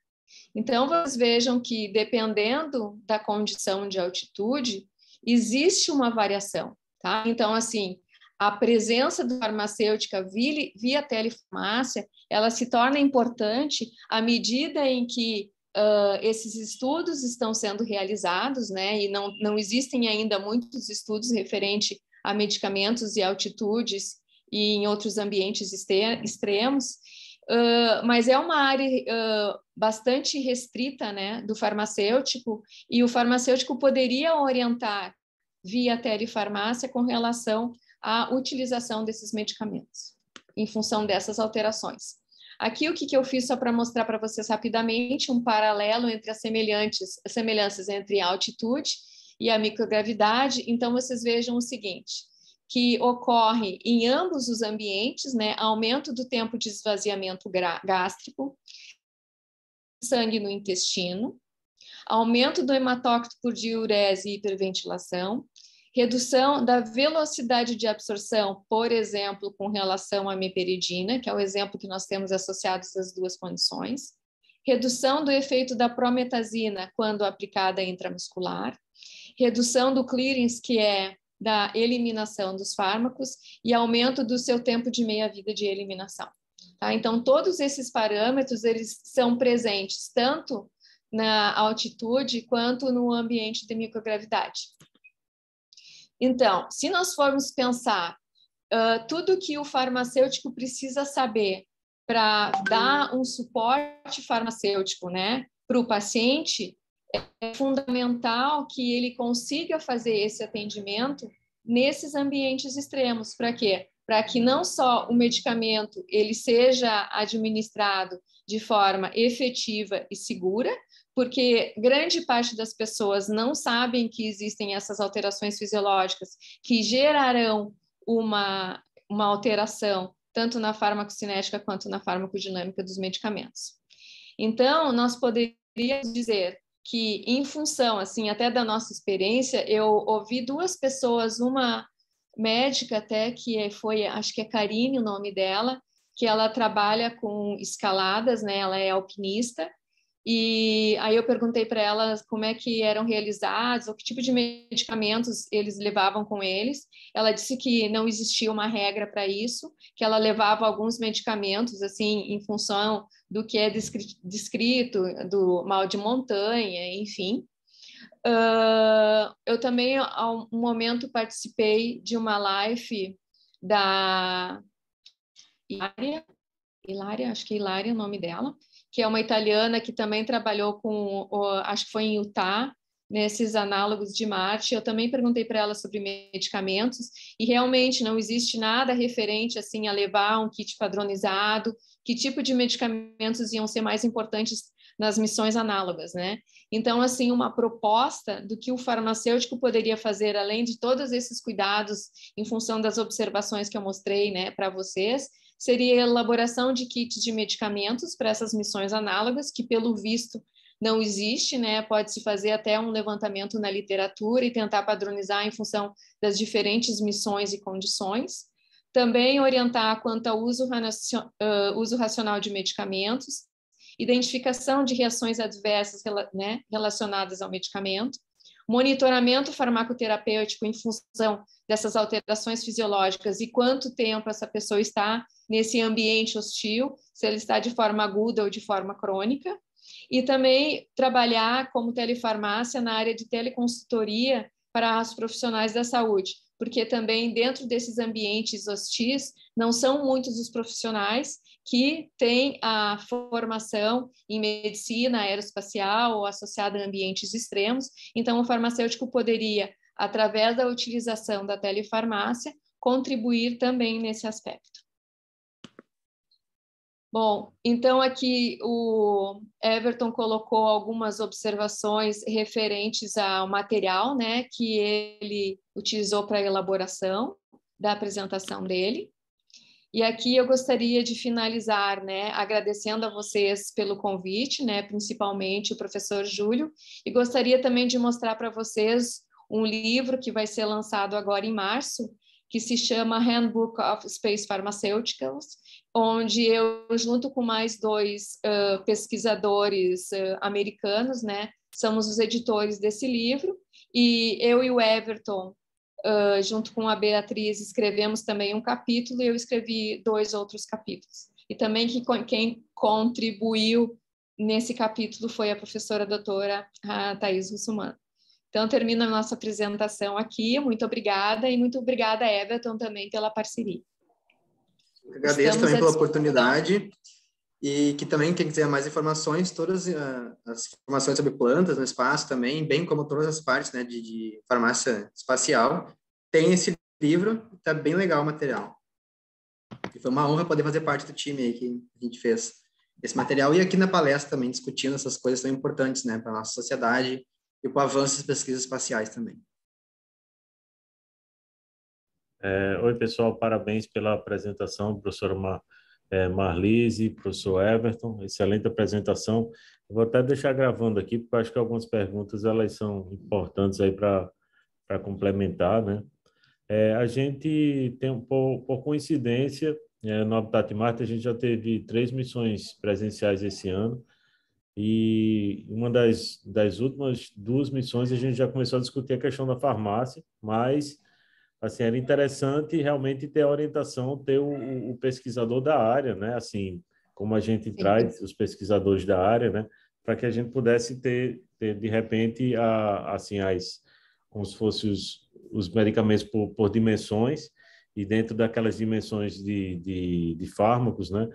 Quais seriam, de repente, os principais medicamentos que a gente poderia ter. Então, a gente já tinha até falado nisso, a gente tem interesse em transformar isso num protocolo, até para estar verificando também um checklist, né, lista de verificação, observando também prazo de validade, porque o ideal é que a gente tenha esses medicamentos, mas a gente não precisa usar esses medicamentos, né? As pessoas elas passem bem, mas é importante a gente ter isso e verificando os prazos de validade também para que não que ele esteja em condições de uso, né?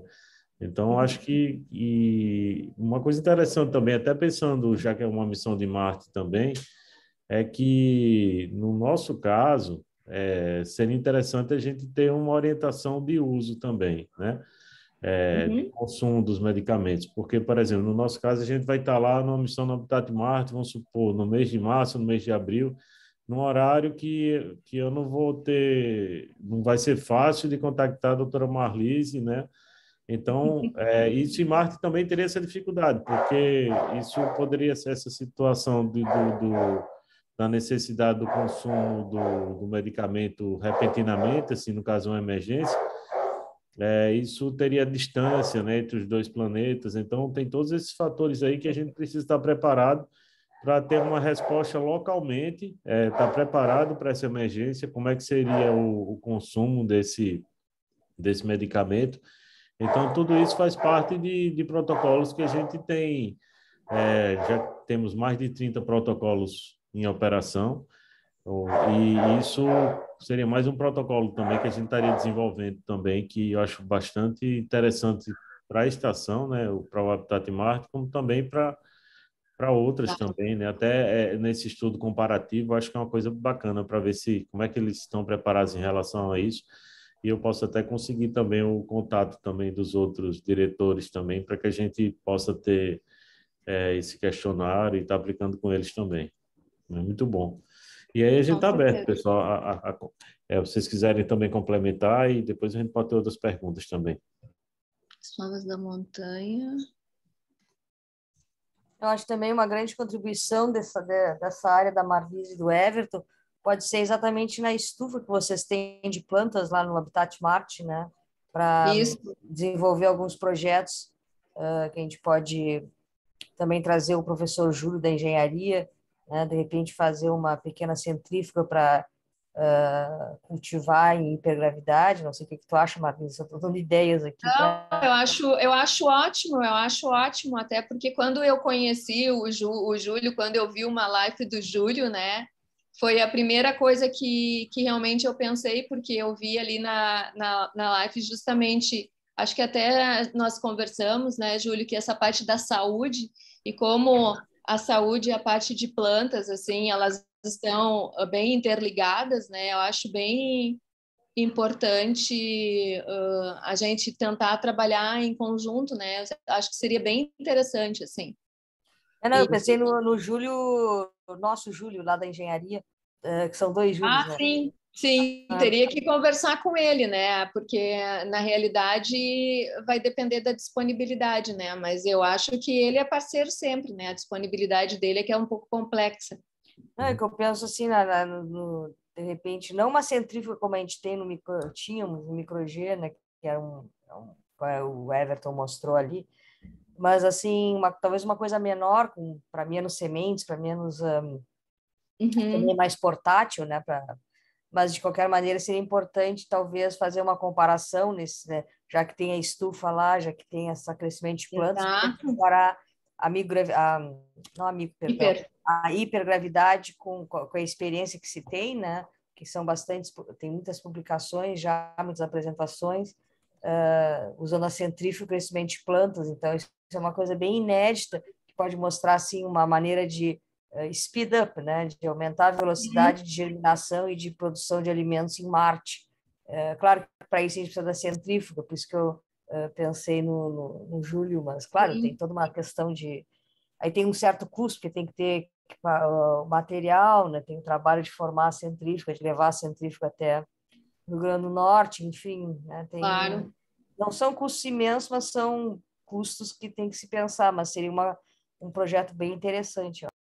Eu penso que sim, eu penso que sim. E no ínterim aí, né, como o nosso Júlio aqui, o Rezende falou, né, claro que teria que ter, talvez uma das coisas que eu pensei também, porque assim, eu acho, Júlio, a gente teve esse curso, essa missão, né, que foi uma coisa virtual, mas talvez seja interessante a gente também entrar na área da pesquisa com vocês, né, trazer ideias e fazer pesquisa nessa área que junta a saúde com várias, né, vertentes, assim, inclusive a tele, eu acho que talvez pudesse fazer alguma coisa de tele, né, farmácia, uma coisa especificamente com a tele. Claro que tu bem dissesse, pode não conseguir contactar a professora Marlise naquele momento, não sei o quê, mas não, talvez desenhar de um jeito como a gente fez em muitos lugares, né, Marlise, lá no Microg, onde não se precisava ter a pessoa disponível naquele momento, né, pode ser uma coleta de dados com não sei, coisas que estão surgindo assim, né? Possibilidade da gente fazer algum tipo de trabalho com a tele, né? Incluindo a telefarmácia, e com as plantas, incluindo a centrífuga, né? Pena que aquela centrífuga é tão grande e pesada, né? Aquilo ali não dá para transportar. Eu estava lembrando. Não sei até se não dá para transportar, não sei, teria que ver, não sei, acho que temos que pensar sobre isso. Mas eu penso que é uma oportunidade ótima, justamente porque tu, Júlio, já tens a tua estufa, né? Eu acho que ia ser uma contribuição, assim, uma parceria fantástica. Uma coisa que eu estava lembrando aqui, que a gente vai ter uma missão lá depois do Carnaval, é que, por exemplo, a gente já consome o hortelã, o chá de hortelã, ele gelado, né? Como se fosse uma bebida, né? Não como medicamento, mas como uma bebida refrescante, né? Aí para hidratação, né? Então, a gente poderia estar, ao invés de estar comprando o hortelã assim, no supermercado, a gente pode cultivar lá. Então, poderia ter, de repente, isso já poderia ser um procedimento já para a próxima missão que a gente vai ter lá, depois do Carnaval, e a gente pode depois estar reportando como foi a evolução disso, quanto tempo levou a partir do cultivo, quais foram os resultados, quando é que elas vão estar no tamanho de estar viável, e quais seriam, de repente, outras plantas também, não só com propósito, assim, de repente, farmacêutico, né, mas também relacionado à hidratação também, né, que poderia ser uma bebida, né, realmente para a pessoa ela estar se hidratando, né.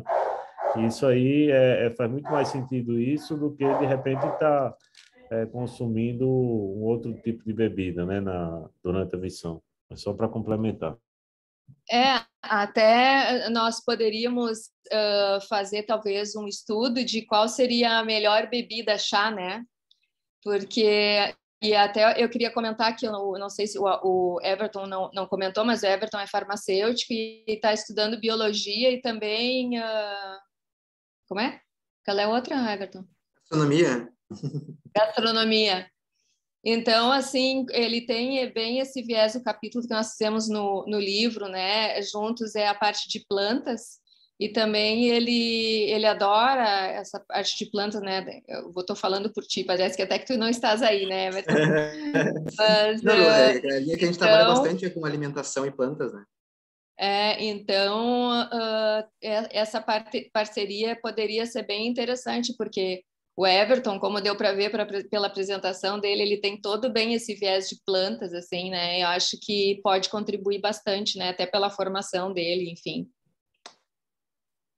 Outra coisa bem rápida para complementar também é que isso tem uma relação com essa perspectiva do in situ resource utilization, né? Que seria a gente, se tem na missão para Marte, a gente ficar menos dependente dos recursos que vão da Terra, se de repente se conseguisse produzir esse vegetal lá, né? Sim. O hortelã, outras plantas que consiga produzir o chá. E outra coisa interessante também que eu estava pensando aqui, se a gente é uma missão que a gente está simulando Marte, né? Um spin-off, né, que a gente pode trazer para a Terra, de repente mostrar para as comunidades que é muito mais saudável e muito mais barato também eles produzirem o seu próprio chá e mostrar formas que sejam agradáveis do chá ser consumido, né? É muito mais saudável para ele do que ele estar indo no supermercado comprar garrafas e garrafas de refrigerante, né? Então, isso seria uma coisa bacana também, que poderia ser trabalhado numa visita lá, assim, se a gente recebe comunidades, né? A gente dizer, ao invés de estar servindo refrigerante, servir o chá, que é produzido no Habitat Marte, dizer assim, ó, como é bacana, você pode estar consumindo isso também na sua casa. Então, assim, muitas vezes a gente vai encontrar muitas famílias, muitas crianças que o hábito é só de consumo de refrigerante, né? Então, muitas vezes não consome nem suco. Então, isso acaba sendo uma ferramenta, um recurso educacional para que as pessoas elas também mudem os seus hábitos, assim, de uma forma prática, né? Então, Sim. E outra tem essa coisa ideia que a gente também estava trabalhando ali, que a gente não tinha investigado tanto, né? Mas a gente só tinha discutido, eu acho, eu e tu, né, professora? Que o sabor a gente não sabe até que ponto influencia, sabe? A gente sabe que a planta ela produz essa quantidade de compostos, mas não sabe se altera ou não o sabor, em que escala, né? Tipo, por exemplo, um pouco a gente vai trabalhar com a hortelã, submete ela a essas condições e ela apresenta um sabor mais leve ou mais intenso, ou daqui a pouco uma coisa, sabe? Então, isso também seria interessante de verificar, né? Nós fizemos um experimento com rúcula, né? E nós vimos, na Manjericão realidade, também.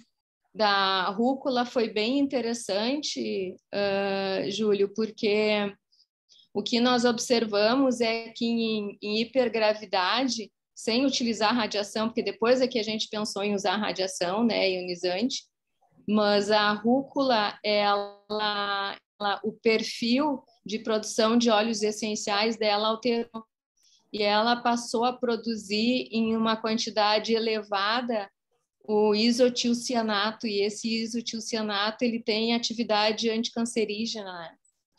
Então, claro, se a gente for pensar, eu acredito que dependendo da planta e do tempo de crescimento e maturação dela, utilizando diferentes condições, talvez nós possamos fazer esse processo de manipulação sem ser genética, né? Porque, de uma certa forma, o que a gente faz? A gente estressa a planta e, por estresse, ela produz determinados componentes. Então, assim, da mesma forma, por exemplo, que uma planta que nem o Everton comentou, que produz antioxidante, ou esses polifenóis, normalmente esses polifenóis eles são produzidos para proteger a planta.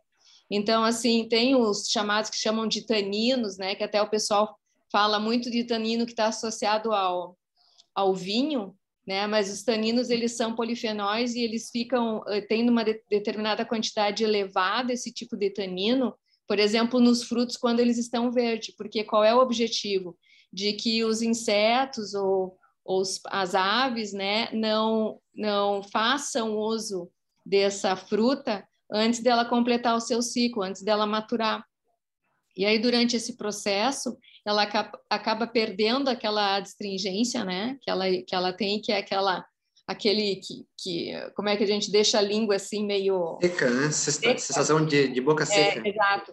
E assim, quando a planta também existe, ela se machucou e vai surgir um crescimento de um fungo, alguma coisa, a planta também produz esses polifenóis, que é como se fosse o cicatrizante dela.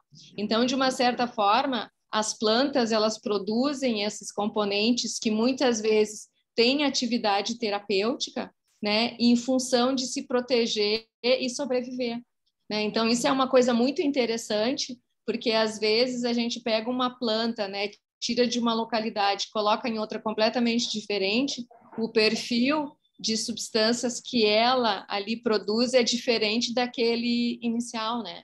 Então, isso é bastante interessante também de conseguir se avaliar, né? Eu vi que aqui tem uma pergunta. Os povos das montanhas do Rodrigo, adaptados às grandes altitudes, têm uma resposta aos fármacos como se estivesse na altitude para a qual os medicamentos foram concebidos? Na realidade, Rodrigo, os A baixa estudos... altitude, na verdade. respondem como se fosse, por exemplo, moram na alta altitude, estão adaptados, né? Então, eles respondem como se estivessem na baixa altitude. Para eles, tanto faz. Não, dependendo do medicamento, não. A resposta ela é diferente.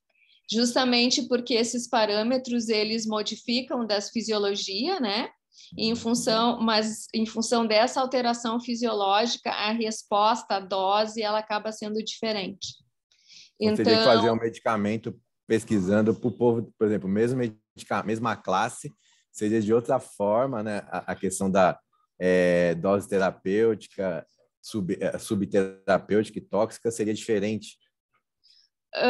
Olha, na realidade, os estudos que existem com relação a isso, eles são bastante restritos, mas até o que eu vi na literatura, ali como eu mostrei para vocês, né, quando eu mostro ali a parte da área sobre a curva para alguns medicamentos da exposição aguda ou exposição crônica, e a mesma coisa com relação às proteínas plasmáticas, elas se modificam.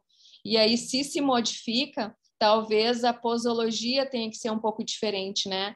Mas, normalmente, o que acontece, as pessoas acabam utilizando tudo da mesma forma, não existe uma... É a mesma coisa, né? Atualmente, a indústria farmacêutica, algumas indústrias farmacêuticas, elas, no desenvolvimento de novos fármacos, elas já estão buscando pessoas que tenham aquele perfil de polimorfismo genético diferente, que são aqueles metabolizadores lentos, metabolizadores rápidos e os intermediários. Por quê? Para que quando a substância for para o mercado, eles já tenham essa percepção com relação a efeitos adversos, a não efeitos, né? Qual é a dose que não dá efeito. Então, eles estão começando a fazer esse mapeamento. Obrigado. De nada. Alguma pergunta a mais, pessoal? Essas missões aí que o Júlio estava falando, né? De mudança, acho que cabe bem a mudança de comportamento, né? Por exemplo, criança que toma refrigerante. Vamos passar uma semana lá lá no Habitat Marte, onde você não tem nada para comer, assim, convencional para comer, né? E aí eu acho que é um intensivão de mudança de hábito, né? Sim. E se a gente aplica um questionário, ele vai dizer, não, achei uma droga. Se a gente imaginei recebendo as escolas, né? Ele, de repente, vai dizer, não, achei gostoso, eu gostei, eu não gostei, ou se estaria adoçando essa bebida ou não, né? Mas, assim, daria para aplicar até um questionário também, né? Com algumas perguntas, até para ter essa avaliação também. E, de repente, o paladar muda do adulto para a criança também, né? Vai ter uma mudança de percepção também, e tudo isso é interessante para coletar dados sobre isso, né? Parte de desenvolvimento de produtos, né? A gente também trabalha lá na gastronomia, porque, querendo ou não, tu vai produzir um produto, né? Tu quer fazer um chá a partir dessa parte, ou uma bebida, né? Uma planta, e tu vai acabar desenvolvendo um produto. Tu passa pelos testes de análise sensorial, né? E tem todas umas tabelas, se tu precisar, a gente tem prontas já, que a gente pode submeter a grupos de pessoas e que elas fazem teste, né? Dá um número lá para cada copinho, e ela vai beber e vai dizer se gostou, se não gostou, vai dizer a opinião dela, enfim, a gente tem vários testes que a gente faz aí de análise sensorial para ver se o produto a pessoa gostou ou não, né? Enfim, toda uma análise que dá para fazer. Essas tabelas já tem prontas. Eu tenho elas que a gente trabalha constantemente lá na universidade. A gente tem também na UFRN o departamento de nutrição, que eles trabalham muito com isso também. A pós-graduação em nutrição também aqui na Federal do Rio Grande do Norte, que a gente pode até trazer eles também para ver se eles têm interesse em pesquisar, porque uma coisa que a gente está vendo das pesquisas do Habitat Marte é ver quais seriam grandes áreas de pesquisa, e apresentar algumas ideias de pesquisa que a gente já tem e convidar pesquisadores que eles possam estar contribuindo nessas pesquisas que a gente imagina, ou também pesquisas como essa que tá surgindo, né, que vocês estão trazendo hoje também, né? Então, assim, eu não sou da área, então o que eu posso fazer é ajudar, colaborar para que isso aconteça, a gente consiga gerar essa coleta de dados também com os atores que estariam fazendo uso, né? De repente, num exemplo como esse aí. Então, acho que é muito promissor, sabe, o que pode estar acontecendo em termos de pesquisa, né? E até, já que você falou, né, a história do refrigerante, das bebidas, né, a gente pode, como o Rodrigo também mencionou, a gente pode até fazer uma abordagem à história da mudança de comportamento, né, e falar sobre o diabetes, né, e começar a inserir, assim, desde cedo, mostrar, enfim, né, é uma maneira também de fazer a parte de educação, né, para a mudança de comportamento. Relacionado, né, o tema. Isso. E até agora começaram a a falar, sempre que eu pensando assim, você vai fazer uma missão num ambiente inóspito, assim, né?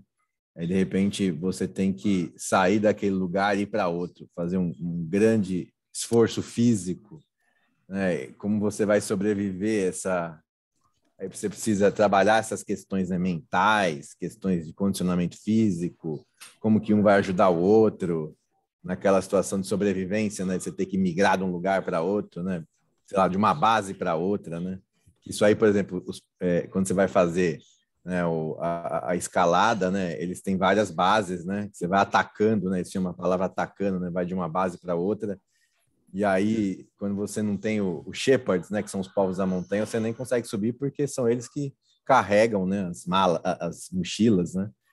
Aí eu fico pensando num ambiente assim inóspito, que você precisa treinar essas características também, né, assim, para suportar, né, Sim, um treinamento. Um treinamento. Né? Pessoal, acho que a gente vai encerrando agora. Se vocês tiverem mais alguma pergunta, né? 2 horas aí de evento. Excelente, boas ideias aí que a gente teve aí, né? Eu disse para você me cortar, porque eu falo demais. E o Everton não é de menos. O Everton é parelho comigo, né, Everton? Aí a gente tem que organizar de vocês virem para tomar o chá no Habitat Marte, né? A gente Mas, com certeza. Vamos sim. Experiência aqui, né? Chimarrão, na verdade, né? Chimarrão, né? Experiência completa, né? É verdade, com certeza. E aí, pessoal, pois um abração, parabéns, excelente, professora Marlise, professor Everton. Adorei o evento hoje, vai ficar gravado aí. E aí a gente espera que o pessoal assista aí até o fim aí para ver os nossos debates aí, as ideias. E excelente. Muito obrigado e parabéns aí para vocês. Obrigada a você pela oportunidade. Obrigado, pessoal. Obrigado, agradeço muito também pela participação. Tchau. Um abraço, até a próxima. Um abraço. Tchau, gente. Tudo bom. Tchau, tchau. Tchau, abraço. Tchau, obrigada.